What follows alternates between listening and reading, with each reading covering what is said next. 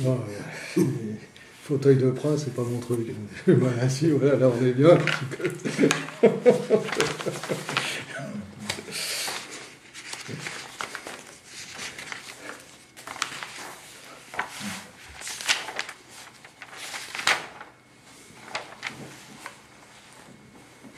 Bon, alors,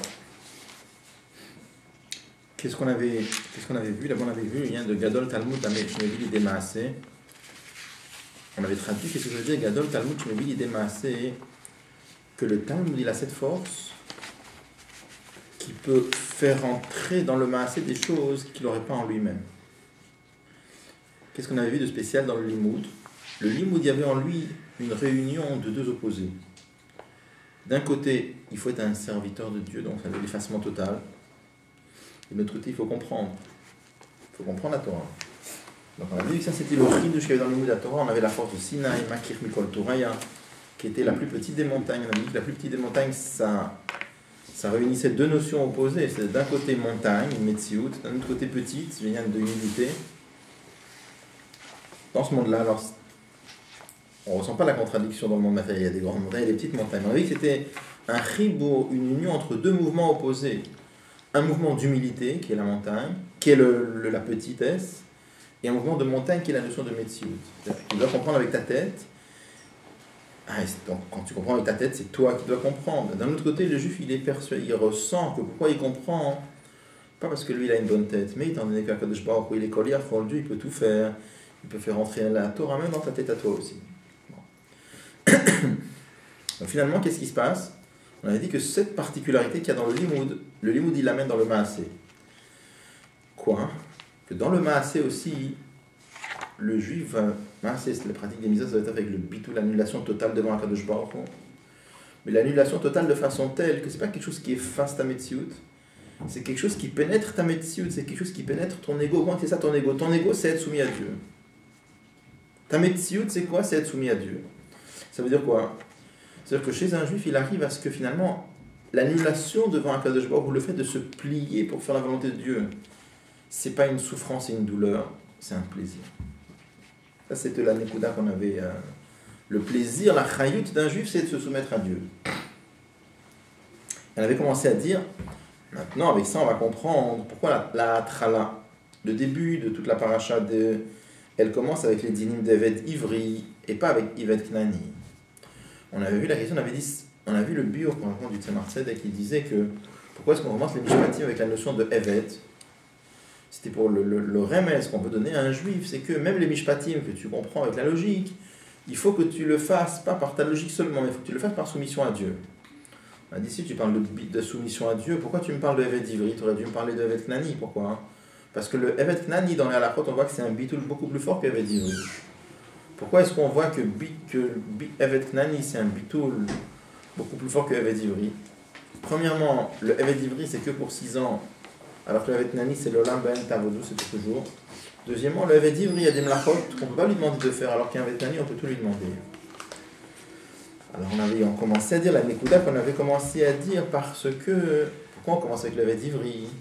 Parce que la grande différence qu'il y a entre le Eved Ivri et le Eved Knani, c'est que le Eved Ivri, il est soumis à son Adon, mais c'est son plaisir. Alors que le Eved Knani, non. Alors on dit que pour comprendre ça, il faut d'abord citer un mamar du Admor Azaken, à propos duquel le Tzemar Tzedek écrit que c'est un Drush Nirbad. Il a dit que c'est un... Je ne sais pas comment on traduit le mot Nirbad. C'est un...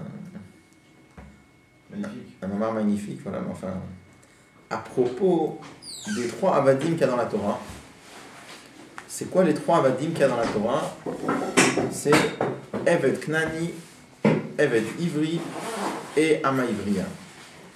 Et le Tzemar Tzedek rajoute que ça parle à propos de la notion de Tzadik, Benoni et Racha.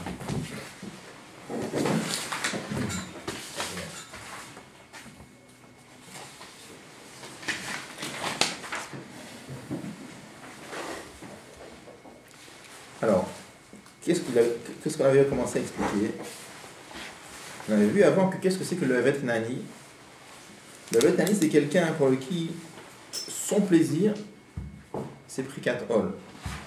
C'est le fait de se débarrasser du joug divin. Son plaisir, c'est Son plaisir, c'est de se plonger dans les plaisirs du monde matériel. Comme la Gemara dit, Avda be'efker ana echale. Le Eved, il aime la efkerut, il aime la. Comment on dit avec efkerut là? Une sorte de liberté. Ouais. Être libre. Et le fait qu'il sert son maître, c'est juste parce qu'il est obligé à cause des coups de bâton. Comment il avait traduit les coups de bâton? On avait dit qu'on aurait pu traduire les coups de bâton dans le sens peur de la punition. Mais l'Admor Azaken, il ne traduit pas du tout comme ça. Il a dit qu'est-ce que c'est les coups de bâton qui font que le Eved sert son maître? D'abord dans le moment, il amène que le mot bâton c'est Shevet. Et il amène le lachon de la Gemara Kochav de Shavit, les étoiles filantes. La Gemara appelle ça Kochav de Shavit. C'est que le mot Shevet, c'est une traînée de lumière. Il traduit qu'est-ce que c'est Shevet? Shevet, c'est les coups d'éclair de l'âme divine qui l'empêchent de fauter. Ça veut dire quoi? C'est que ce Eved-là, c'est un serviteur de Dieu. D'un côté, il aime les plaisirs du monde matériel. Et pourquoi il ne se laisse pas passer dans les plaisirs du monde? À cause des coups de bâton. C'est quoi les coups de bâton? C'est les coups d'éclair de l'âme divine. C'est quoi l'âme divine? L'âme divine d'un juif, qu'est-ce qui lui fait sentir? T'es un juif. Comment tu peux faire ça? C'est la contraire de la volonté de Dieu. On ne parle pas ici, c'est un niveau beaucoup plus fin que... On aurait pu imaginer qu'il parle de la crainte de la punition, d'accord? Il y a des juifs qui font les mitzvot parce qu'ils ont peur que s'ils ne font pas les mitzvot, les tuiles vont leur tomber sur la tête. C'est une madriga aussi. Et c'est marqué en français, c'est pas une madriga dans la Gdusha. C'est Klipat Noga. Pourquoi c'est Klipat Noga? Parce que ça veut dire à la fin, il fait les mitzvot pour lui. Il fait les mitzvot pour s'éviter des problèmes dans la vie. Mieux que rien, parce qu'on dit mitor shelo lishma balishma. Même si quelqu'un dans un premier temps fait les mitzvot par intérêt personnel, mais à la fin, ça reste quand même une façon de faire les mitzvot. Mais là, comment il traduit ici le inyan les coups de bâton? Il n'y a pas la crainte. Quand Comment? c'est pour lui, ça veut dire qu'il n'y a pas la crainte. C'est la crainte de la punition. C'est la crainte de la punition. C'est pour lui qui le fait. C'est pas rien, c'est une peur. Il a peur des punitions, c'est une peur. Il est crâneux. Ça s'appelle Irata Onesh, ça s'appelle la crainte de la punition. La crainte de la punition, en fait, encore une fois, c'est une crainte, mais c'est pas une madriga de Gdusha, c'est une madriga de Klipa, mais c'est Klipat Noga. Pourquoi? Parce qu'à la fin, c'est moi et moi et moi. Je fais les mitzvot pour moi, je fais les mitzvot. Il y a possibilité de réparation. Il y a possibilité de réparation, donc Klipat Noga. Oui. Oui, mais à la fin, c'est une mitzvah qui est faite même par intérêt, elle a la valeur. Simplement, elle n'éclaire pas le juif, mais elle a de la valeur. D'accord? Puisqu'on nous dit, mitor shel lishma balishma, etc. Alpi alachai le yotse. Donc même si c'est, et comme c'est marqué que tous les moyens sont bons pour se sauver d'une avéra. C'est-à-dire que si quelqu'un, pour arriver à se retenir de faire une avéra, il a besoin de s'imaginer la punition qu'il va y avoir après, mieux que rien. L'essentiel, c'est qu'il sauve de la punition. C'est surtout pour les femmes et les enfants. C'est ce niveau de madriga de Hirak qu'on a dit. Par exemple, par intérêt. Ouais. Bon. En tout cas, la madriga de Eved ici, qui sert son maître par les coups de bâton. C'est quoi les coups de bâton? Le Admor Zaken traduit, c'est Kochav de Shavit, le Shevet. C'est les coups d'éclat du Nefesh Elokit. C'est-à-dire quoi le coup d'éclat du Nefesh Elokit? C'est que quand il a envie de faire quelque chose qui est pas conforme, il reçoit un coup d'éclat de son Nefesh Elokit qui lui dit, mais t'es un juif. Comment tu peux faire le contraire de la volonté de Dieu?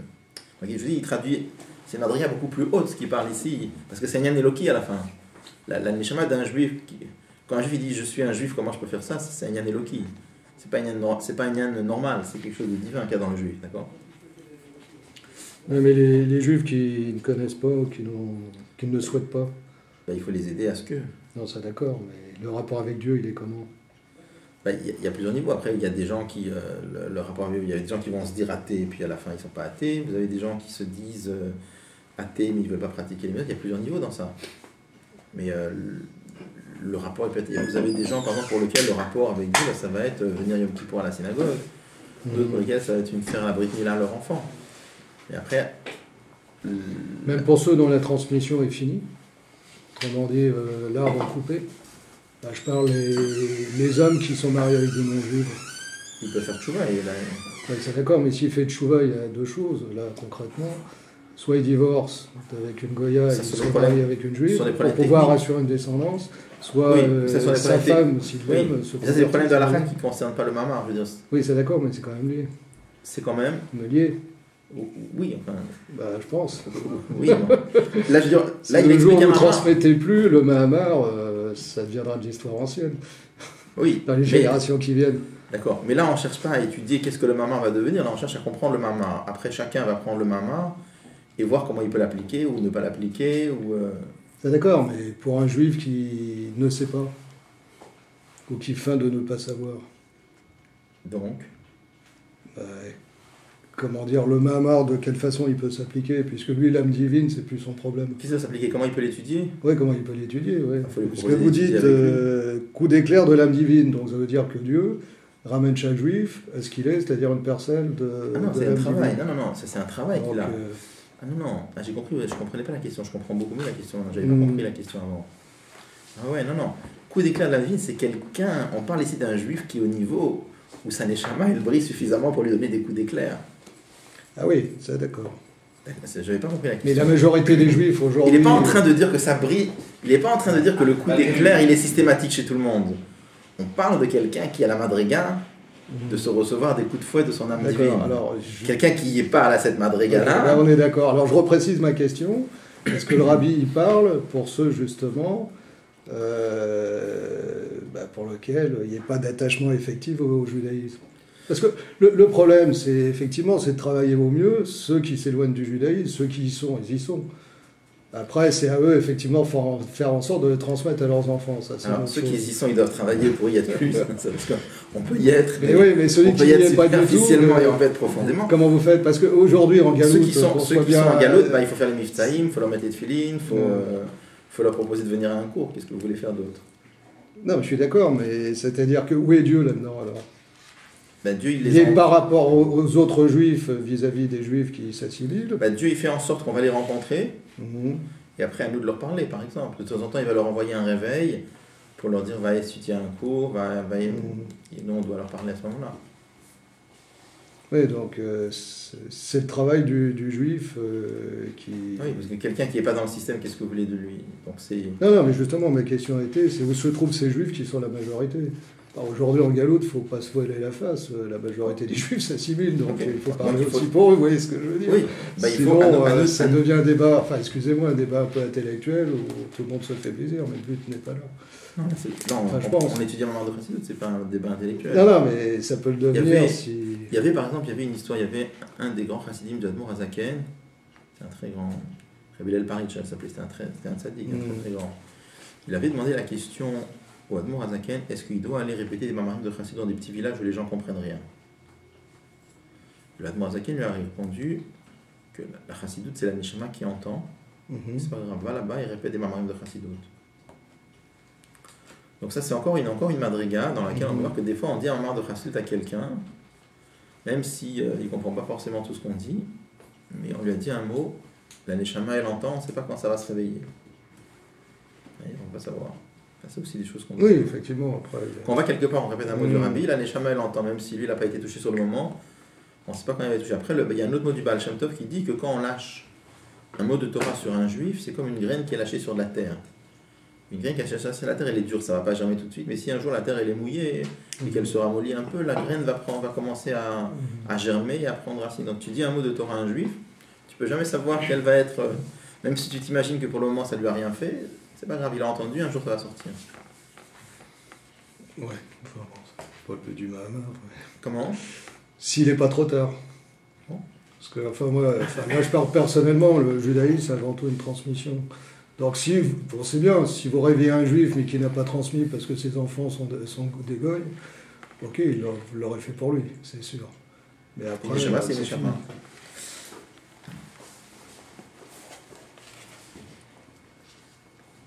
Alors, je reprends, on est page Koufiou dans haut de la page.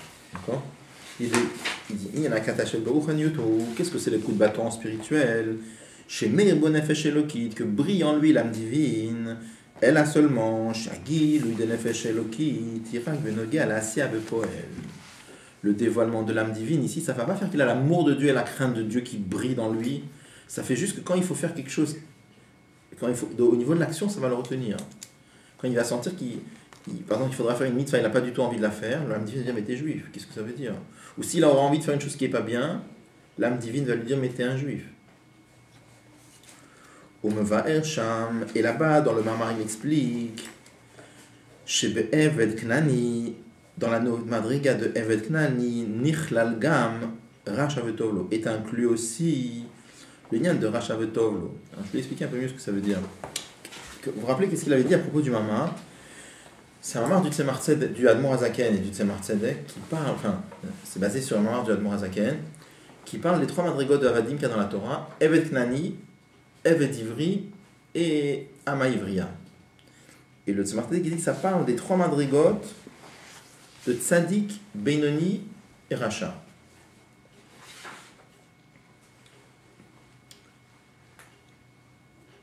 Donc, alors juste, c'est quoi les madrigotes de Tzadik, Benoni et Racha?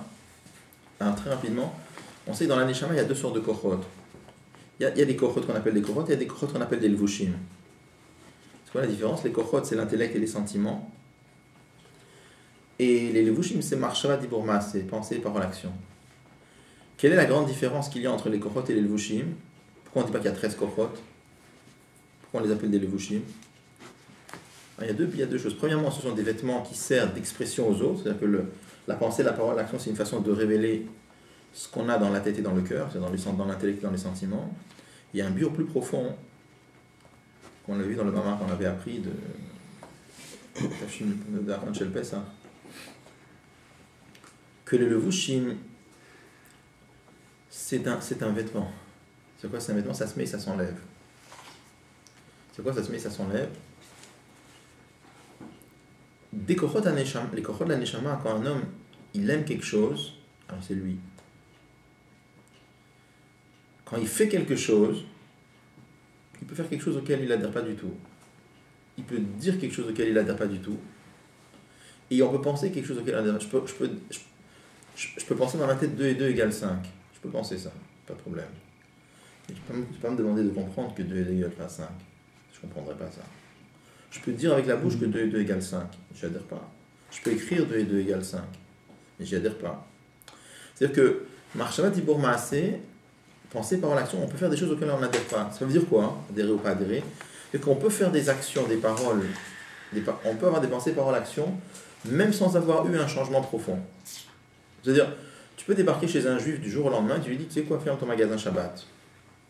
C'est pas évident, mais en tout cas, s'il accepte, il peut, dès ce Shabbat-là, il peut fermer. Tu peux venir chez un juif et tu peux lui dire, mets les tefilines. S'il décide de changer, il peut venir. À la Makom, il peut changer ça. Est-ce que ça veut dire qu'il a changé profondément? Peut-être oui, peut-être non. C'est pas obligé. Par contre, c'est une chose un peu comme le Shabbat. Par contre, quand tu viens chez quelqu'un, tu dis, tu sais, il faut arrêter d'aimer les plaisirs de Olam Hazé, il faut aimer Akadosh Baruch Hu. Là, il va se dire, je voudrais bien, mais écoute, pour le moment, j'aime encore les plaisirs du monde. Ça, c'est pas quelque chose qui se change comme ça. Pourquoi? Parce que les kochot, c'est nous-mêmes. Les marshals diplomaties sont des vêtements qui se mettent et qui s'enlèvent. Kalvush tachalifem, ça fait partie de nous. Alors, il y a une guerre, il est dans Tania, il y a une guerre entre le Nefesh Elokit et le Nefesh Abahamit, l'âme divine et l'âme animale, pour avoir la domination à tous les niveaux. C'est que l'âme divine, elle veut remplir le corps du juif, dans sa tête, dans son cœur, dans ses pensées, paroles, actions. Et l'âme animale aussi, elle veut ça. L'âme animale, elle veut dominer tout le juif dans sa tête et son cœur, pensée, paroles et actions. Et c'est là que se différencient les trois madrigotes de Tzadik, Benoni et Racha. Chez le Racha, l'âme animale, elle a la domination à tous les niveaux. Il y a beaucoup de madrigotes dans ça. Mais ça veut dire, quelqu'un qui peut transgresser un digne de Shulchan Aruch, même une fois de temps en temps, ça rentre dans la catégorie Racha. Parce que, étant donné que son Nefesh Abahamit, il arrive à avoir la domination au niveau concret, c'est-à-dire au niveau de Marshal Tzibor Maaseh, il est déjà dans la catégorie Racha. Comment qu'il y a beaucoup de madrigotes, parce qu'il y en a un qui va faire des avérotes tous les jours, il y en a un qui va faire des avérotes une fois dans l'année, 2 fois dans l'année, et une avéra légère. Enfin... Celui qui décide de fermer le magasin Shabbat, oui. Il s'éloigne un peu des plaisirs de ce monde. Beaucoup. Pourquoi? Parce que le fait d'ouvrir le Shabbat, c'est pour gagner plus d'argent. À partir du moment où il accepte de gagner moins d'argent, ça veut dire que déjà, il se désengage. C'est une étape, mais ça ne veut pas dire qu'il n'aime pas Olam Hazé. Tout à fait, non, c'est pas dire. On est d'accord, évidemment. Comme celui qui met tes films, c'est pareil, même évidemment, si c'est 5 minutes. Évidemment. Donc ensuite, le tzaddik, c'est celui dans lequel l'âme divine elle a la dénomination à tous les niveaux. C'est-à-dire que non seulement au niveau de pensée, parole, action, il ne va jamais faire quelque chose qui est contre le Shulchan Aruch, mais même au niveau de son cœur, il n'est pas intéressé par les plaisirs du monde matériel. Il a dans son cœur que l'amour d'Hachem. Le Benoni, celui qui est entre. C'est quoi entre? Au niveau de son intellect et ses sentiments, c'est encore le Nefesh Habahamit. Il a de l'attirance pour les plaisirs du monde. Seulement, au niveau de pensée, parole, action, jamais il va transgresser. Vous pouvez répéter? Oui, le troisième niveau, c'est le Benoni. Le Benoni, c'est celui qui est entre le tzaddik et le rachat. C'est-à-dire quoi entre? C'est-à-dire qu'au niveau des kohot, des forces profondes, c'est l'âme animale qui a la domination. C'est-à-dire que dans son cœur, il est attiré par les plaisirs du monde.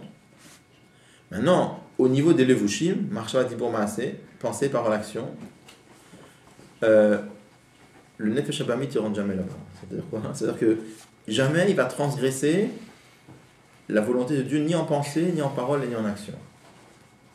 D'accord? Donc ça s'appelle un Benoni. D'accord? Et ni au passé, ni au futur. C'est important. Ouais. C'est un peu difficile, mais il faut l'Admor Zaken écrit là-bas, il dit que le Benoni, c'est quelqu'un que lo avar avera miyama velo yavor l'olam. Que pas simplement il faute pas maintenant, mais il a jamais fauté dans sa vie, et jamais il va fauter dans sa vie. Comment ça? C'est quoi le pshat? C'est-à-dire quoi? Quelqu'un qui a fait une fois une avera, il ne peut plus être Benoni. Donc le pshat qu'on explique, c'est que c'est pas qu'il a jamais fauté. Il a fauté. Peut-être qu'il a fauté, mais maintenant il est dans la situation de quelqu'un qui n'a pas fauté. C'est-à-dire que non seulement il a fait tchouva, mais normalement c'est marqué que quand quelqu'un a fait une avera, l'avera, elle laisse en lui une trace qui va lui faire d'autres avérotes. Alors on dit que lui, il n'a plus trace des avérotes d'avant. C'est-à-dire qu'il n'a plus rien en lui qui le tire vers faire des avérotes. C'est pour ça qu'il a peut-être fauté, mais maintenant il est dans un matzav de lo avar avera miyamav. Il est dans une situation de quelqu'un qui n'a pas fauté, il n'a pas en lui d'impureté qui le tire vers les avérotes. Et quand on dit lo yavor l'olam, il ne va jamais fauter, c'est-à-dire qu'il n'a pas de libre arbitre, bien sûr qu'il a libre arbitre.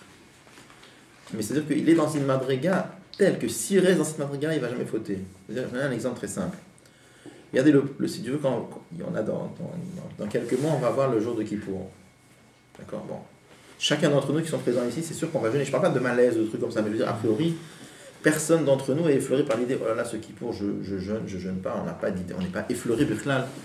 Ça ne nous effleure même pas. Kippour, c'est sûr qu'on jeûne, il n'y a même pas de question. Alors, un Benoni, c'est quelqu'un, pourtant on a le libre arbitre, mais c'est sûr que chacun d'entre nous, on va jeûner Kippour. C'est de quoi c'est sûr? Si on est dans la Madriga où on est aujourd'hui, c'est impensable pour nous de ne pas jeûner Kippour. D'accord? Un Benoni, c'est quelqu'un qui est dans une Madriga que c'est impensable pour lui de transgresser n'importe quelle avéra de la Torah. Comme pour nous, c'est impensable de transgresser Kippour. Donc ça, quand il dit lo yavor miyam, qui va jamais fauter, ça veut dire c'est pas de la prophétie qui va jamais fauter. Il a le libre arbitre. Mais c'est-à-dire tel qu'il est maintenant, il est dans une madriga où c'est mouchlal betachlit, c'est-à-dire c'est exclu. C'est-à-dire ça ne l'effleure même pas l'esprit de transgresser. Ça c'est un Benoni. Bon. Il y a plusieurs madrigos dans Benoni aussi, mais on peut passer de l'étape de rachat Benoni Tzadik ou inversement. Ou est-ce que c'est des catégories bien fixées? Parce que je me rappelle, si j'ai bien compris, le cours de Tania de Rav Azinov nous disait par exemple Tzadik, c'est pas donné à tout le monde. Oui. Autrement dit, on est Tzadik, le Ravi. Alors, même quelqu'un qui naît de Tzadik, il naît avec le potentiel de Tzadik, après il doit travailler pour devenir Tzadik. Pas tout le monde a le potentiel de devenir Tzadik. Il y a des gens qui ne deviendront jamais Tzadik. D'accord. Bon. C'est. Benoni également Benoni, tout le monde peut devenir Benoni. Vraiment, non? Comme ça, il dit. Il dit c'est midat kol adam, kol ha'adam, v'achrea kol adam imshor. Il dit que chacun doit tendre. C'est vers laquelle on doit tendre. Je pense comme ça. Je ne l'ai pas vu écrit très clairement, à vérifier, d'accord? Mais que le pshat de v'achrea kol adam, il me dit que c'est midat kol ha'adam. Il ne dit pas que chaque adam, c'est la mida de tout homme. Et chaque homme doit tendre vers. Alors tendre vers, ça veut dire il tend vers. Peut-être qu'il ne deviendra pas, mais il tend vers. Ça, c'est la vedette de chaque personne. À vérifier, mais très probable que ce soit ça le pshat d'Antania là-bas. Et je ne sais pas si on peut donner un exemple de. Enfin, Tzadik, je vois à peu près, mais Racha Benoni, je ne sais pas si on peut donner des exemples. Qui est Racha? Nous Nous tous. Et qui est ce Benoni alors? Benoni, il n'y en a pas beaucoup. Ok. Et ça passe forcément par l'étude de Racitout, Benoni.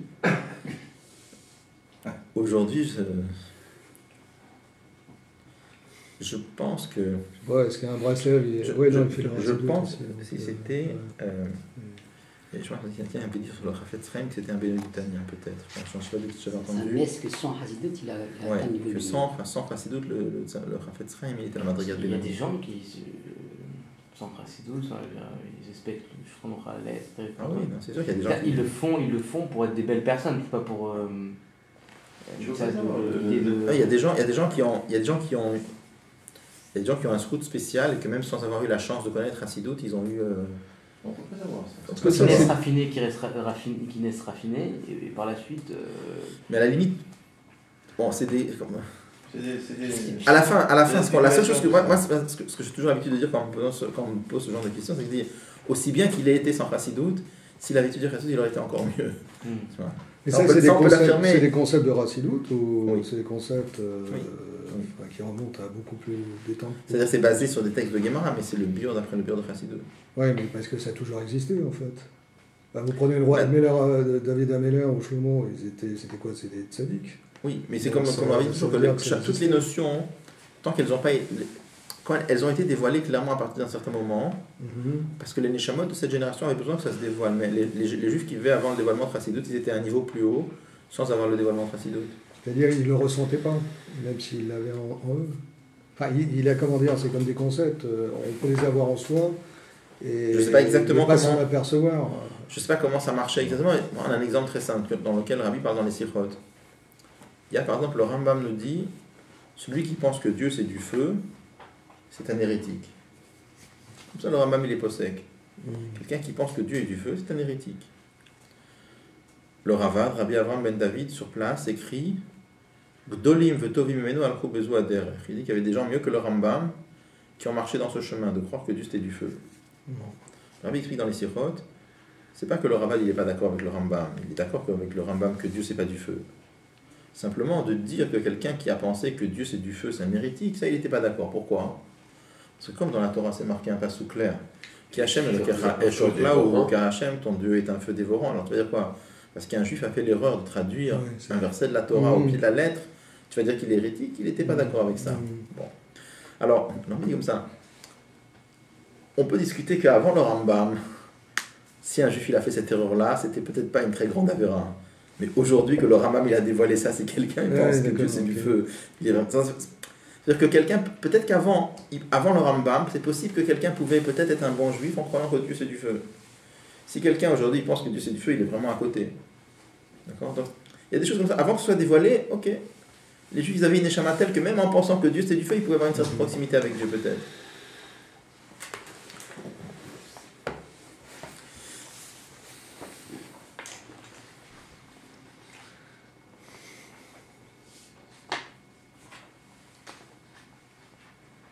Alors, on me va un chat, mais il explique là-bas, je vais Evet Knani, que dans la notion de Evet Knani, donc l'Evet Knani, c'est celui qu'on vient de voir, c'est celui qui aurait pu éventuellement, qui aime les plaisirs du monde, et pourquoi il transgresse, mais simplement, il y a les coups de bâton qui le retiennent. Mais c'est quoi les coups de bâton? C'est les coups de bâton de son Nefesh Elokit qui lui dit t'es juif. Il dit dans ça est inclus la catégorie de Racha Vetovlo. Alors c'est quoi Racha Vetovlo? J'ai expliqué Racha, mais je n'ai pas expliqué Racha Vetovlo, Racha Veralo. Racha Vetovlo, c'est un Racha qui peut transgresser de temps en temps. Et dans ça, il y a plein de madrigotes. Il y a quelqu'un qui va transgresser tous les jours, il y a un juif qui va transgresser une toute petite avéra une fois dans l'année, 2 fois dans l'année par exemple, et des choses toutes petites.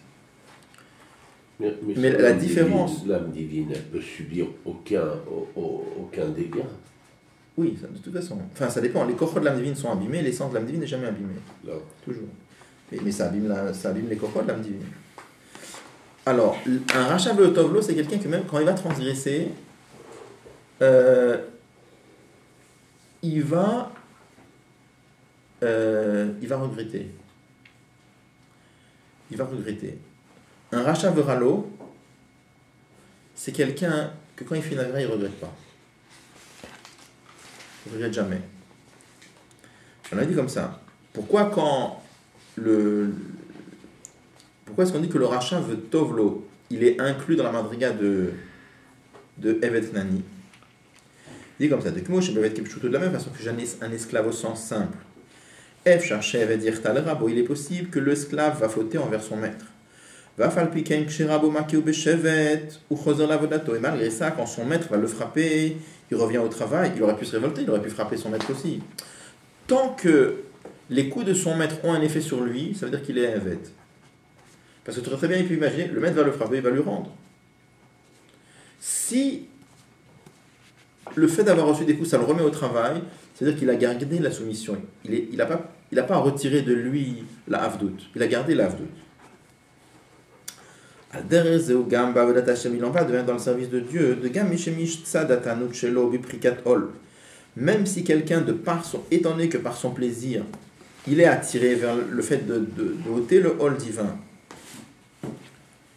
ou et à cause de ça, ça peut lui arriver qu'une fois il transgresse la volonté de Dieu. Mais comme Kivan Shachar, puisque par la suite, lorsque l'âme divine brille en lui, c'est quoi? C'est-à-dire, quand il reçoit le coup de bâton, l'âme divine brille en lui.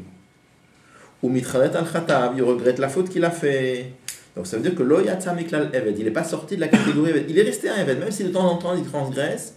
Le fait même qu'après le coup du Nefesh Elokit, il regrette, ça veut dire qu'il est Eved.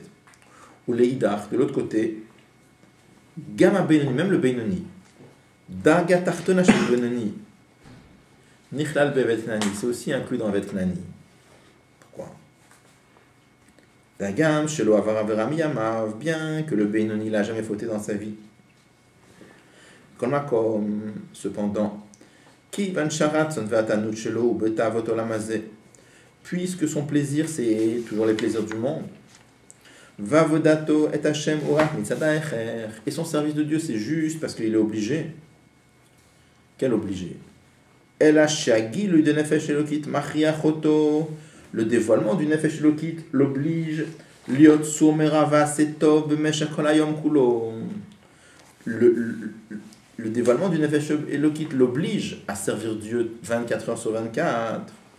Lo Yatsa Miklal Evet Knani, alors il reste quand même dans la catégorie de Evet Knani. C'est comme ça. On va dire encore quelques lignes. Eved Ivri, qu'est-ce que c'est que le Eved Ivri, l'esclave juif, ou Sharatson Ve'atanuk Shelohu Beikar Vavodat Hashem, c'est quelqu'un chez lequel son plaisir c'est essentiellement le service de Dieu. Ve'inyanim des prikatol, et les notions de prikatol, les notions de plaisir du monde, kol el tanu, c'est-à-dire le fait de faire le contraire de la volonté de Dieu, ou alors même la notion de plaisir du monde, c'est pour lui une très grande souffrance. Mais bien que lorsque, par exemple, s'il a mangé un bon plat, il va avoir un plaisir.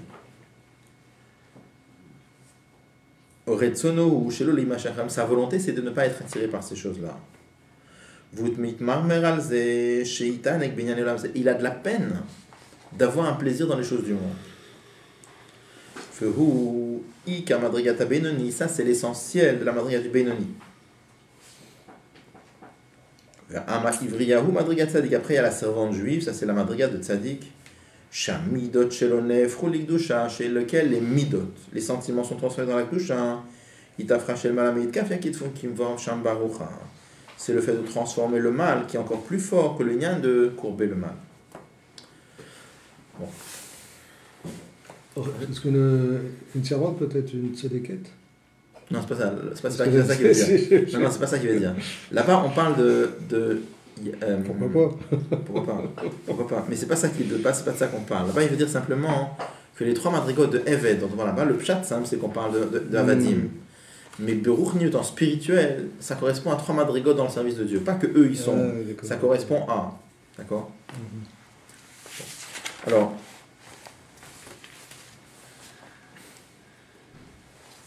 Le machin, il marche pas très bien avec le Michal quand même.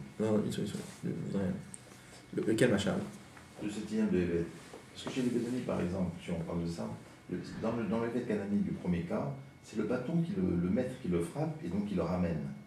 Tandis que Bédoni, quand même, il y a une avoda quand même. Il y a une avoda du Sechel. Le bâton, c'est le bâton du Nefesh Elokit, c'est lui-même. Donc, c'est pas le maître qui le frappe.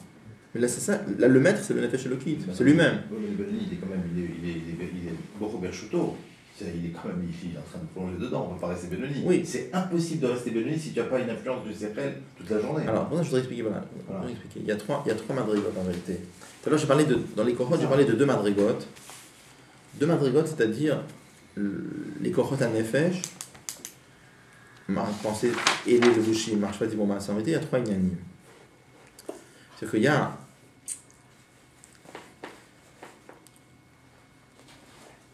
le Benoni, c'est pas juste quelqu'un qui. Qu'est-ce qu'on a dit tout à l'heure? On a dit que quelle différence entre le Rachav Tovlo et le Benoni? Le Rachav Tovlo, c'est quelqu'un chez qui il peut avoir de l'attirance pour les plaisirs du monde, au point qu'il pourrait avoir envie de faire une avéra. Mais à ce moment-là, il se donne un coup de bâton avec son Nefesh Elokit. Il y a un coup d'éclat du Nefesh Elokit qui était un juif, comment tu peux faire ça? Et ça le retient. De temps en temps, il va transgresser. Pour ça, il s'appelle Rachav Tovlo. Et après, il regrette.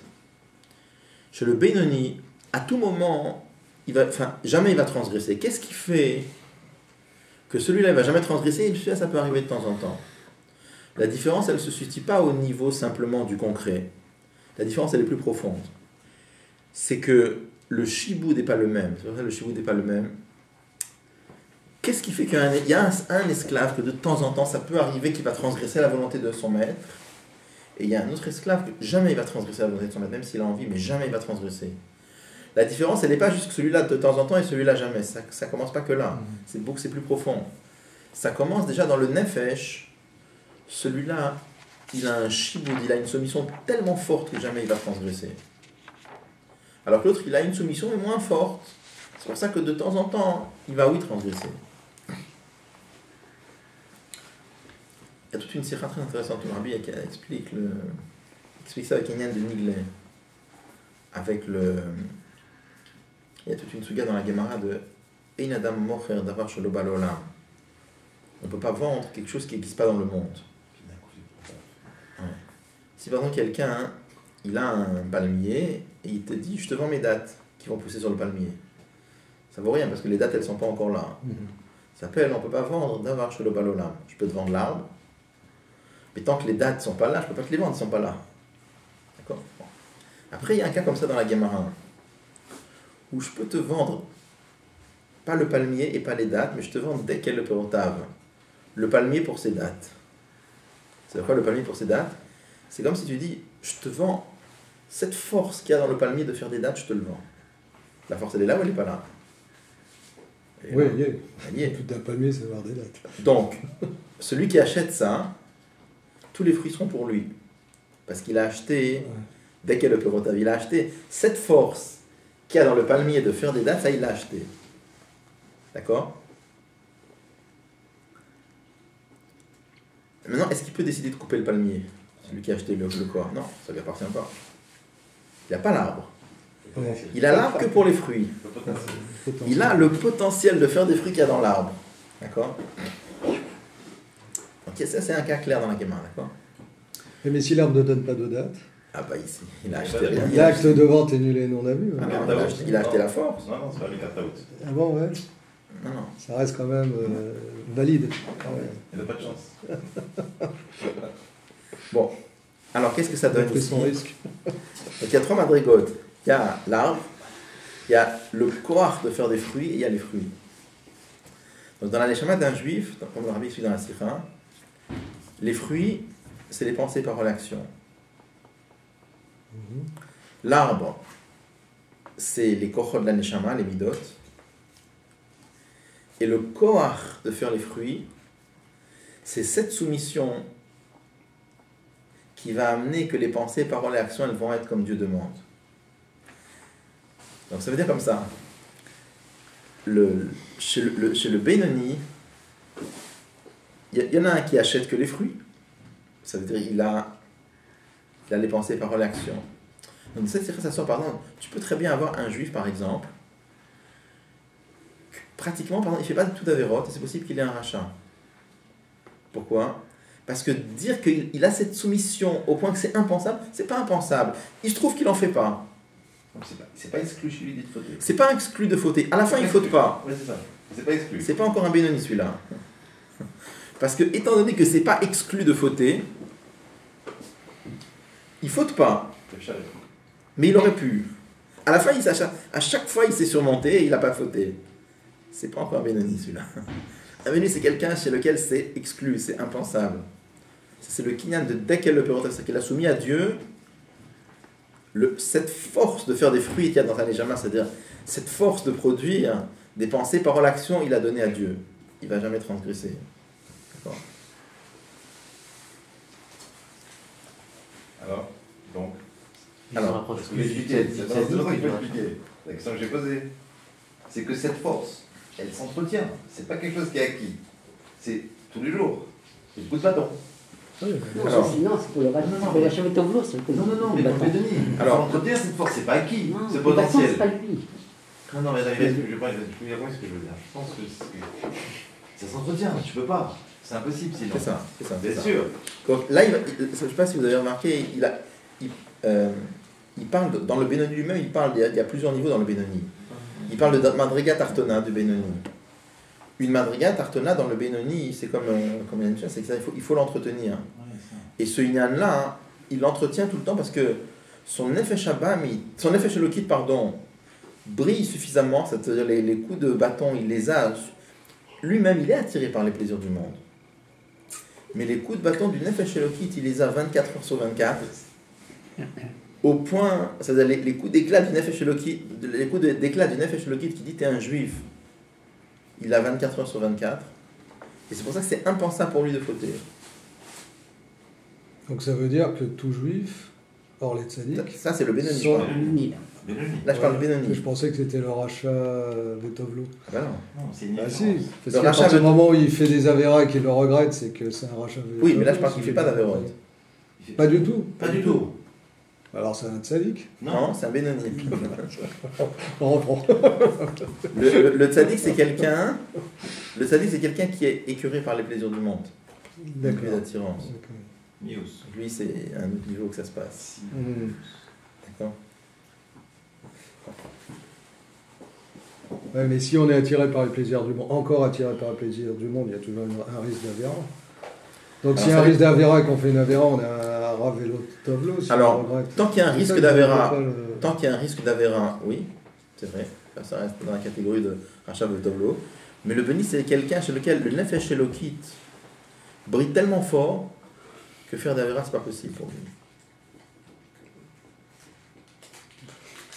Alors, je vois pas la différence entre un tzaddik et un Benoni.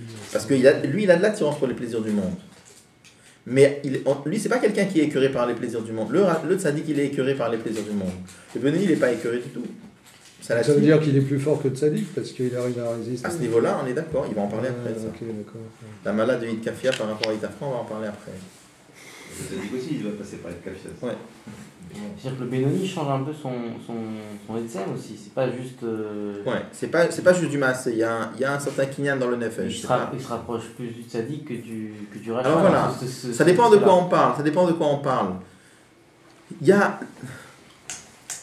Si on va juger le tzaddik, le Benoni, il est plus proche de quoi? Il est plus proche de tzaddik ou il est plus proche de Benoni? Pardon, excusez-moi, j'ai dit n'importe quoi. Le Benoni, il est plus proche du tzaddik ou il est plus proche du rachat? Ça dépend de quoi on parle. Ça dépend de quoi on parle. Oui, voilà, c'est ça. Ouais. C'est ça. C'est-à-dire que d'un côté, étant donné qu'il a de l'attirance pour les plaisirs du monde, il ressemble au rachat. Il ressemble. Lointain quand même, lointain. Hein? Il est lointain quand même. Il est affaibli comme cet animal tous les jours avec ce travail qui a de coups de bâton. Ah, tellement que dans le Tania, il appelle ça Keracha. Oui, c'est Keracha, exactement. De l'autre côté, étant donné que c'est impensable de fauter pour lui, parce que le Nefesh Elokit brille tellement qu'il reçoit les coups de bâton du Nefesh Elokit tout le temps, si on peut dire, à ce niveau-là, il ressemble au tzaddik. Et aussi par les corps des Mohrines aussi, il ressemble au tzaddik. Les Mohrines, ils sont quand même, il est contrôle. Mais le tzaddik, c'est pas forcément le Mohrine qui brille pour être tzaddik. Ah, mais le Mohrine, c'est quand même important chez le Benoni. C'est ce qu'il fait être Benoni. C'est ça qui permet d'être Benoni. Le seul qui a besoin d'être Sirli, c'est le Benoni, non? Non. Le tzaddik aussi, il a besoin. Bien sûr. Parce que j'ai un temps de Zouché d'Anipodi, il n'était pas tellement comme Tracham, c'était un tzaddik. On dit, il était pas tellement il faut voir de quoi on parle. Mais c'est pas on va dire qu'il était parmi les Talmidés à Maguid, il était moins que les autres. C'est pas quelque chose de TV d'être c'est tzaddik, c'est-à-dire que ça vient par le travail quand même. Aussi. À un certain niveau, oui. Il les qualifie quand même déjà de plaisir du monde. Oui. Il a déjà une idée de possibilité d'être ouvert.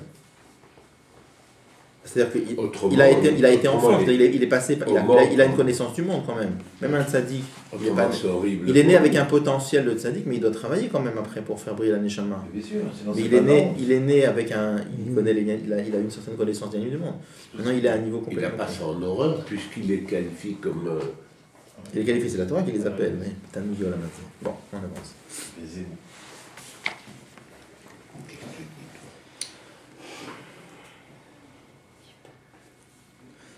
Alors, oui, juste quel rapport entre le Stam, c'est juste pour. Quel rapport entre la notion de Eved Ivri et Ama Ivriya et Benoni et Racha, c'est juste entre Benoni et Tzadik. Là-bas dans le Mama, je dis juste un écoute, il faut aller voir dans le Mama là-bas. Je n'ai pas tous les liens en tête, mais ce qu'il dit là-bas, il dit comme ça que quelle différence entre le Eved Ivri et la Ama Ivriya. Il dit comme ça que le Eved Ivri, c'est celui qui va faire les courses. Parce que la Ma Ivriya, étant donné que c'est une jeune fille, c'était pas l'habitude de sortir dans la rue. On dit que vous d'abord pas l'air pénima. Restez plutôt à la maison. Donc, aller faire les courses, aller acheter les marchandises au magasin, c'était qui? C'est le Eved Ivri. Mais là, il n'y a pas de transformation dans la nourriture. Il allait acheter du blé, par exemple. Donc, il les faisait rentrer du Reshut Arabim, du magasin de la rue, dans la maison. Mais ça ne change pas. Après, la Ma Ivriya, elle prenait la marchandise, ou la viande, ou le poisson, ou le blé, etc. Elle le cuisait. Le fait de cuire, de cuisiner, c'est de transformer la chose. C'est pas juste que la chose, elle passe d'un reshut à l'autre. Donc la même chose. Chez le Benoni, les midot, elles sont passées d'un reshut à l'autre. Ça veut dire, parce que je voudrais revenir là-dessus. Chez le tzaddik, qui a Ma Ivriya, les midot, elles sont complètement transformées. Les midot, c'est des midot de Gdusha maintenant. Il n'a que l'amour de Dieu et la crainte de Dieu. Alors, je voudrais juste revenir à la notion, justement, à propos du Benoni. Il a parlé, quand il a parlé du Benoni, il a dit ça c'est Eved Ivri. C'est quoi Eved Ivri? Même s'il a de l'attirance pour les plaisirs du monde, il dit mais il souffre de ça. Parce qu'en vérité, il a aussi un plaisir dans le service d'Akadosh Baruch Hu. Le Eved Ivri. D'accord? Donc en fait, le Eved Knani, c'est quelqu'un, son plaisir, c'est les Yanim du monde. Le Tzadik, son plaisir, c'est uniquement le service d'Akadosh Baruch Hu. Le Eved Ivri, la Ma Ivriya, le Eved Ivri, c'est quelqu'un qui a le Ikaratanux, l'essentiel de son plaisir, c'est le service de Dieu. Mais il peut quand même avoir de l'attirance dans la madriga la plus haute du Benoni. Il peut avoir son plaisir, c'est le service de Dieu, mais il peut avoir de l'attirance par les plaisirs du monde. Il peut recevoir un plaisir du lien du monde, mais à chaque fois, c'est une grande souffrance pour lui. Parce que c'est malgré lui. Parce que c'est malgré lui. C'est malgré lui. C'est pas que le rachat, c'est Ritzoni. Donc en tout cas, pourquoi il a amené tout ce paragraphe-là? C'est pour expliquer que dans la madriga de Eved Ivri, il y a la notion de plaisir dans le service de Dieu. Ça, c'était la Nekuda qu'il voulait amener ici avec le Mama. Donc ça va être la réponse à la question qu'on avait posée tout à l'heure. Si on a commencé les Mishpatim par le Inyan de Eved Ivri, pour dire qu'un juif, même les mitzvot qu'on comprend, il faut les faire par soumission comme un Eved. Pourquoi tu ne parles pas de Eved Knani? Pourquoi tu parles d'Eved Ivri? Alors on avait expliqué longuement avant que ce que Dieu demande, c'est que le bitoul, ce ne soit pas juste un bitoul qui efface la métioute de l'homme, mais au contraire, un bitoul qui pénètre la métioute de l'homme et que le juif, il a plaisir à se soumettre à Dieu. Et il avait affirmé avant, sans l'expliquer, la notion de plaisir de se soumettre à Dieu, ça c'est la madriga de Eved Ivri et pas Eved Knani. Maintenant, avec ce paragraphe-là, il a expliqué pourquoi. Parce que le Eved Knani, son plaisir, c'est quoi? C'est l'Inyan Olam. Le Eved Ivri, vraiment son plaisir, c'est Avodat Hashem. Pas comme un tzaddik, mais son plaisir, c'est Avodat Hashem. Pas comme un tzaddik. Pas comme un tzaddik. Et donné que son plaisir, c'est Avodat Hashem, c'est pour ça, c'est que ça qui va terminer maintenant. Oui. Est-ce qu'on peut se dire que pour le Benoni, il doit être dans l'Ida Torah toute la journée, parce qu'à partir du moment où il tâche son secret de Torah, il laisse une place, une effet Shabamit pour... Non, là-bas dans Tanya, il parle de plusieurs madrigas de Benoni.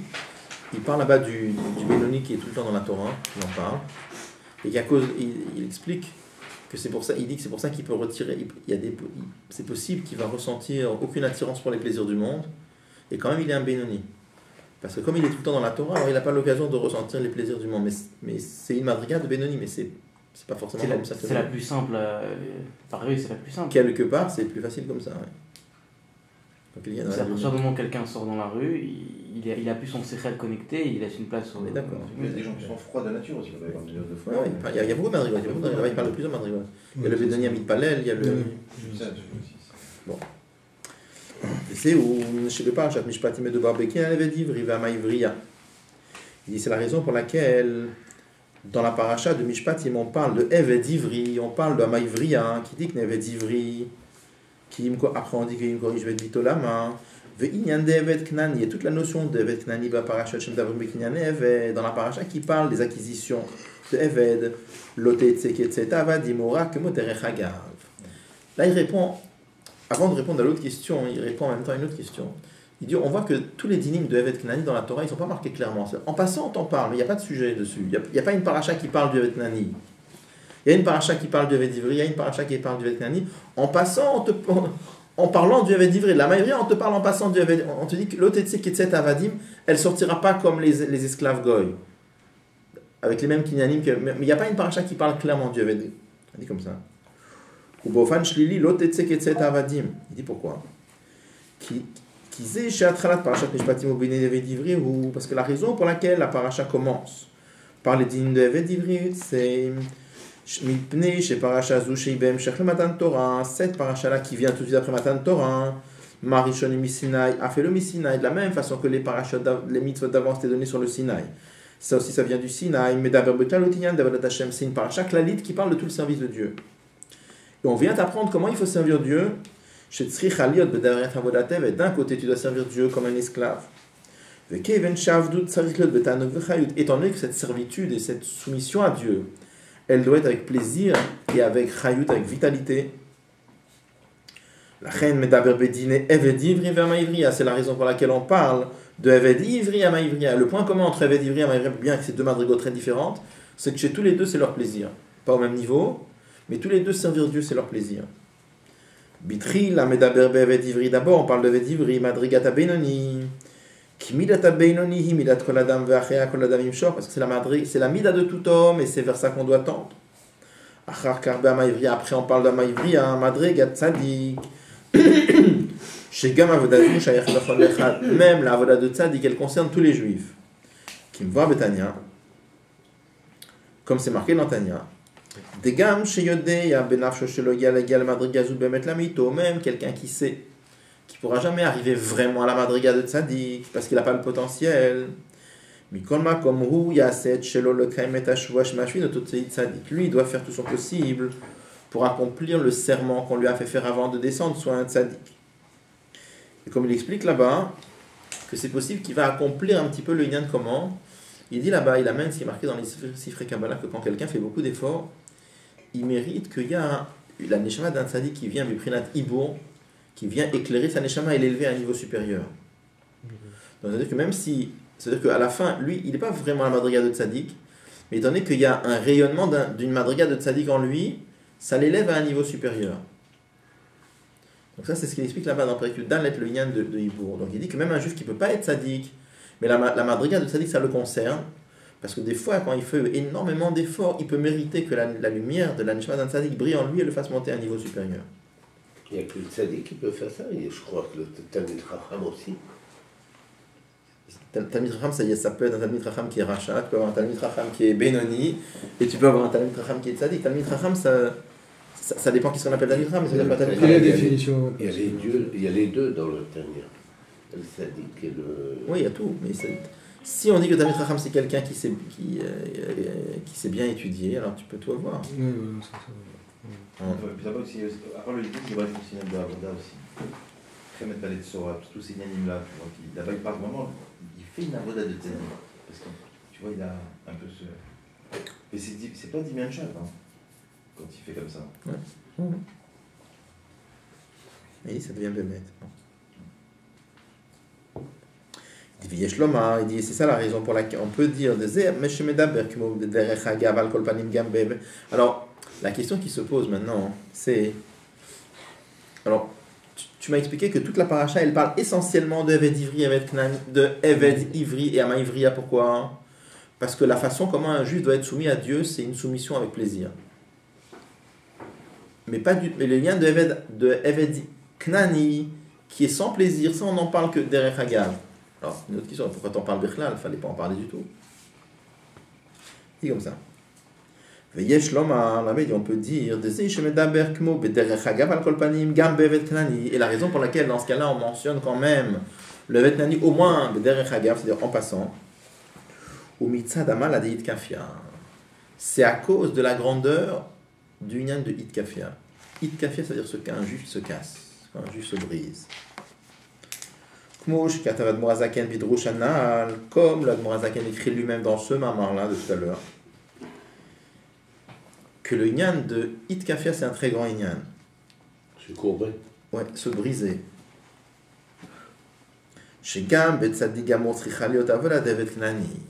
Là-bas, il amène que même chez un tzaddik, il faut qu'il y ait la voda de Evet Knani, de se casser. Parce que c'est quoi le Evet Knani? Le Evet Knani, c'est-à-dire son plaisir, c'est l'Inyanim du monde, et il se brise pour faire la volonté de Dieu. Ce lien de se briser, c'est un très très très grand lien dans le service de Dieu. On va en parler tout de suite.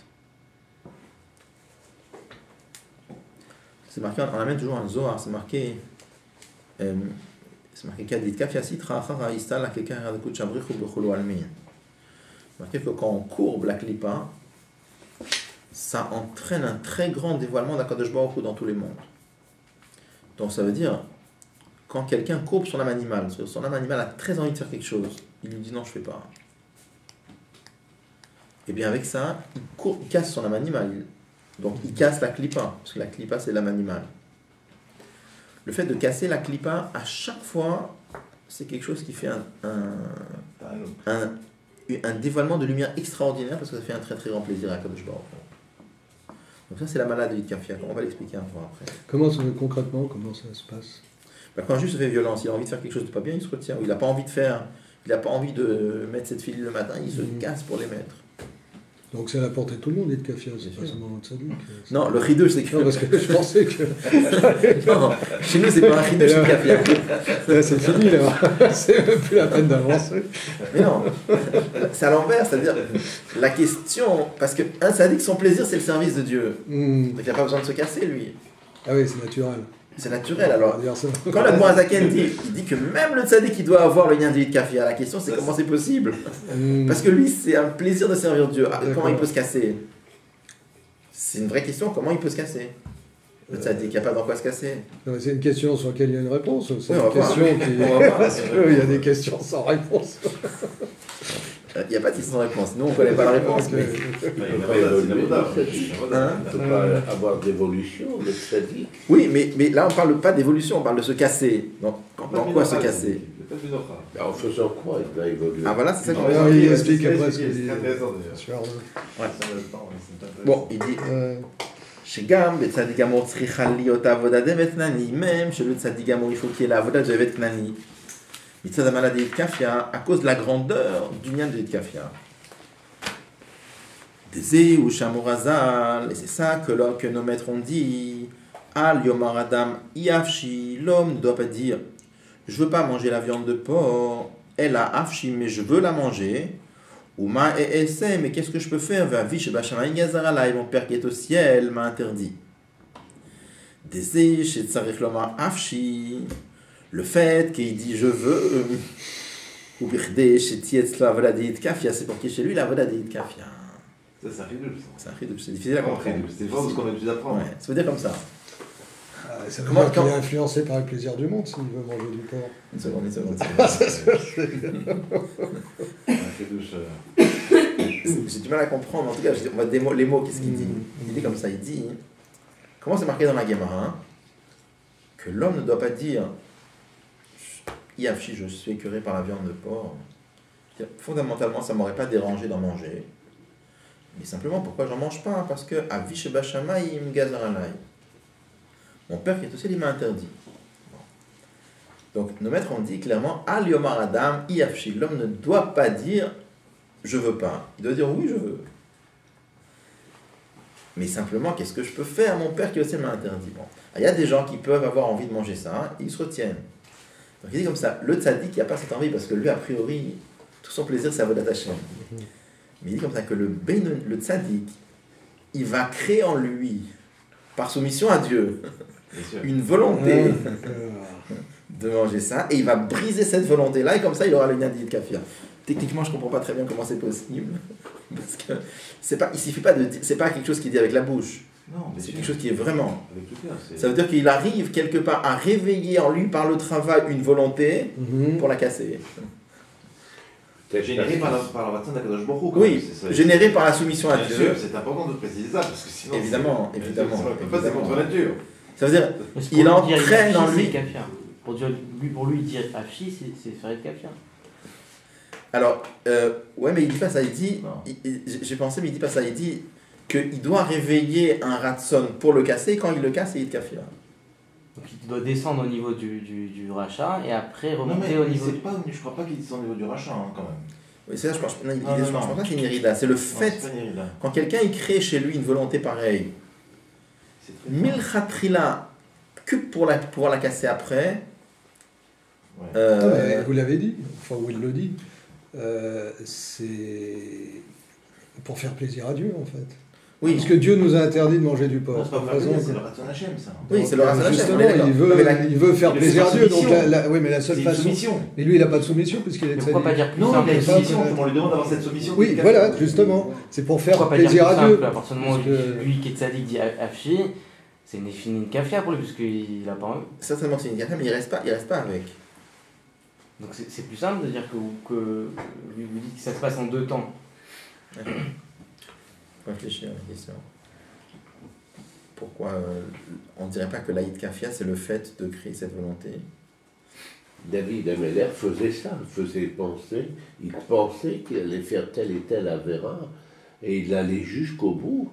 C'est possible que c'est ça même le pshat dans le Mama. C'est possible qu'il y a les deux, tu vois, parce que quand tu regardes dans les mots, il dit des échets de Afshi, le fait qu'il doit dire Afshi, c'est pour qui la Voda d'Aïd Kafia? Moi j'avais compris, la Voda d'Aïd Kafia, c'est quand il a ce Afshi, il le casse.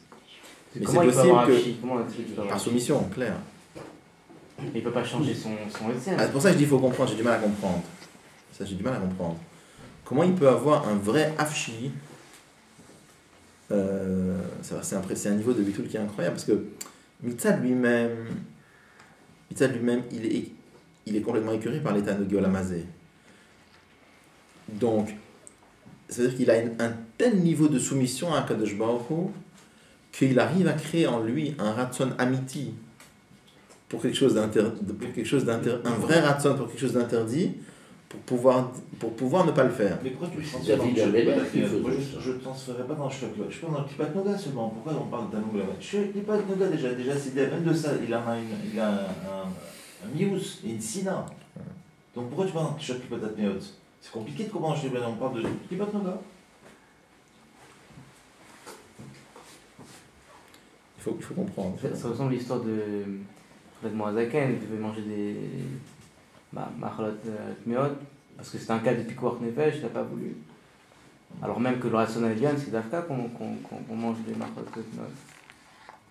Donc ça veut dire que David Afka, il voulait pas manger, alors que c'est le rationnel vient. Il faut voir si c'est pareil, il faut voir. Pourquoi? Parce qu'il y a... Je crois pas que c'est un je peux d'Atmeot quand même, c'est pas vraiment pas possible. Kibanone, c'est énorme déjà. Il faut regarder un peu mieux dans la main là-bas du Danon avec elle. Non, parce que quand tu as envie de dire quelque chose, tu te retiens, tu la dis pas. Tu n'as pas dit de kafia. Pour un tzaddik qui peut être dans la même situation, il crée la situation de vouloir dire quelque chose par son mission à Kadosh Baruch Hu, et il ne le dit pas. Il retarde. C'est déjà, on est plus dans du tahor. Parce que je cherche je n'arrive pas à comprendre. Il a une sina, un mius. Mais il a mius et sina même pour les Tanugio Lamazé aussi. Oui, mais là c'est une naine de Klipat Noga. Il veut dire quelque chose, il retient. Il ne dit pas. Je sais pas. C'est compliqué. C'est des petites choses comme ça que le rabbi dit en passant, mais il faut... Il n'y a aucune référence. Ah, c'est un Chidush de Rabbi, ça. Enfin, il le dit, il y a la référence, c'est le mardi de Moazaken. Oui.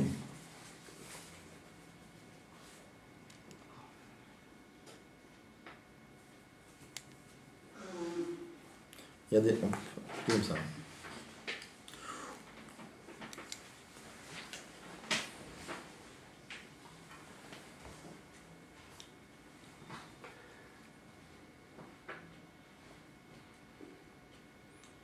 On va s'arrêter ici, on reprendra la preuve. Donc on essaye de terminer le Mamar dimanche prochain. Alors, il y a encore des Yanim, c'est pas fini.